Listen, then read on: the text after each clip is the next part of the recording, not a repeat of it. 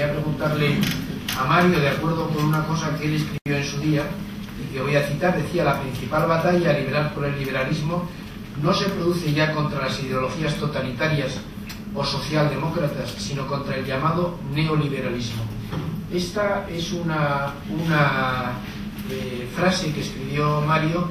A mí me gustaría que la reflexionara hoy a la luz fundamentalmente de la actual crisis económica y de la nueva perspectiva para la solución de la crisis, probablemente en una clave probablemente más neo-keynesiana o neo-socialdemócrata. No sé qué te parece ahora esta reflexión que haces. Bueno, yo creo que el neoliberalismo no tiene un contenido semántico, es una fórmula fundamentalmente denigratoria. Se utiliza como una etiqueta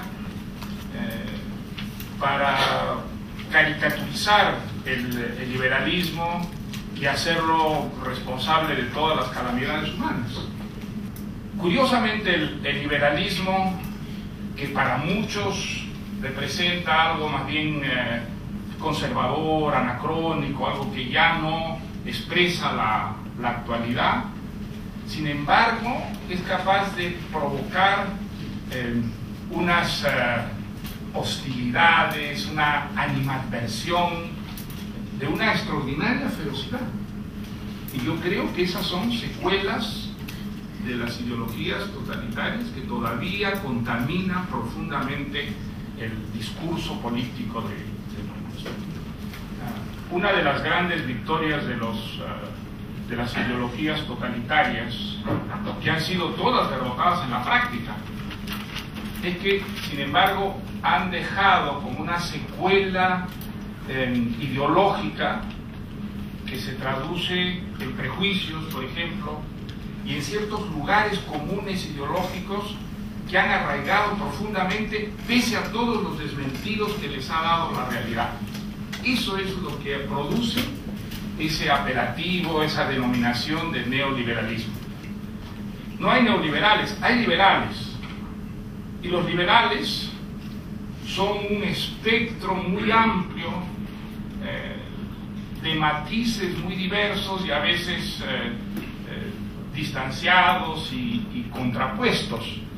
Algo que es perfectamente lógico si se piensa que el liberalismo no es una ideología, no tiene ese carácter cerrado de religión dogmática que tienen las ideologías. Es un cuerpo de ideas, una doctrina en el que, a partir de ciertas convicciones básicas que tienen que ver fundamentalmente con la libertad, la idea de que la libertad es el valor más preciado desde el punto de vista tanto individual como social, y que la presencia y operatividad de la libertad, entendida de una manera unívoca como totalidad en el campo político, en el campo económico, en el campo cultural, en el campo individual, es lo que contribuye más a atajar la violencia, a establecer la coexistencia social y a traer libertad y prosperidad. Esas son unas ideas muy elementales que son el denominador común de los liberales. Y eso en el campo político, ¿en qué se traduce? Pues se traduce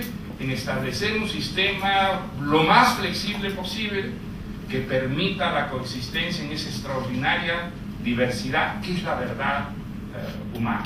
Eso en términos políticos significa fundamentalmente la democracia.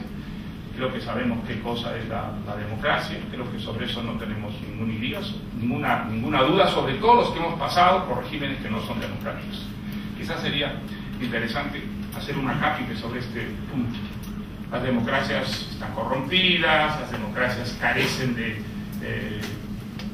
hoy día de creatividad, hay muchos políticos corruptos, pero es muy importante recordar que la peor democracia es infinitamente preferible a la mejor de las dictaduras.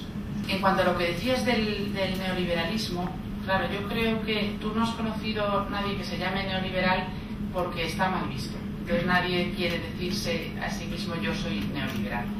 Pero yo creo que la palabra, aunque solo sea para entendernos y que es verdad que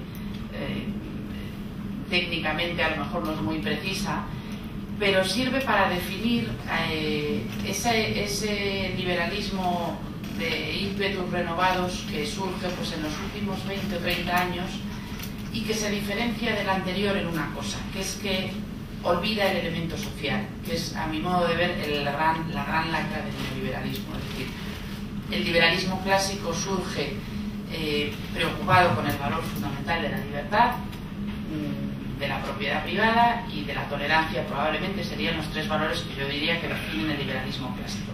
Pero a medida que va evolucionando, el liberalismo se da cuenta de que se olvida el factor social. De hecho, está otorgando más libertad a quienes tienen grandes propiedades frente a quienes no las tienen. Es decir, en el momento histórico que surge el liberalismo, el enemigo de los liberales es el Estado. Y la amenaza que en otra época supone el Estado, ese Estado teocrático, ese Estado absoluto, despótico, etcétera, ya se ha conseguido rectificar de alguna manera y sin embargo hay un poder económico pujante que tiene en sus manos esa concentración de poder que repugna al liberal. Y por eso surge dentro del seno del liberalismo, que efectivamente es plural y es variado, como tú has dicho, surge la preocupación social y se empieza, se da ese giro del liberalismo hacia lo social, con la preocupación también por intervenir en la distribución de la riqueza para contribuir a aumentar la libertad, porque no es igual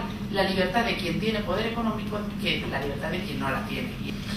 Y claro, por supuesto, entonces, cuando uno dice pues el liberalismo, efectivamente, ya Mario también señalaba la laxitud, digamos, del término, claro, uno puede decir, bueno, pues voy a llamar liberalismo a aquellas medidas que favorecen la libertad y funcionan bien, y voy a llamar no liberalismo a aquellas medidas que no funcionan, aunque sean dentro de un régimen que alguno puede considerar liberal.